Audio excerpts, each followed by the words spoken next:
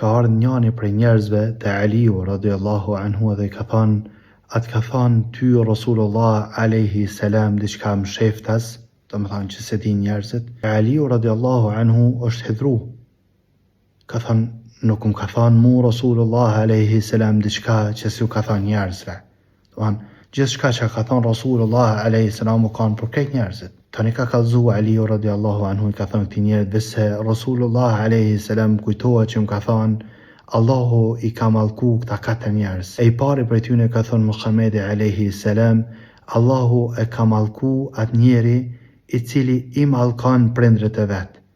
E prej mallkimit prindrëve të vet është kur dikush e shan nanën e dikujna ose babën e dikujna, e kjo e shami atina bëhet shkak që dikush mja shan nanën këtina. Domthon ky bëhet muca keq që i thon popull, edhe e shan nanën e dikujna.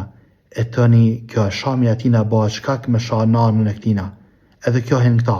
Domthon Allah ka mallku ata i cili i shan, i mallkon prindrit e vet. E dyta ka thënë Muhamedi alayhi salam, Allahu e ka mallku atë njeri i cili therr kurban, e pren kurbanin jo në emër të Allahut, po në emër dikujna tjetër. Allahu e ka mallku këtë njeri. 3. Ka thënë Muhamedi alayhi salam, Allahu e ka mallku atë njeri i cili e përkra, e mbështet një njeri i cili ban bidate, ban risin fe, por ditë e qëtë ka një mesele të re, që s'ka egzistu kur në din, aje në re që ashtu, edhe ti e përkra, ruju, kujdes, për shkak se është mallkimi Allahut për ata njerëz i cili përkrajnë njerëz të cilët bajnë bidate në fe, risin në fe. Edhe 4.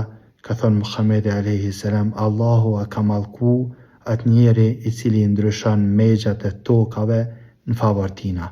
Domthon, është guri i megjës këtu, ai e shtyn pak maknena siç ashtu i poshtatet këtina. Allah i ka mallku këta njerëz. E lutem Allahun azza wa jalla na ruajt e na bëj prej muslimanëve të mirë.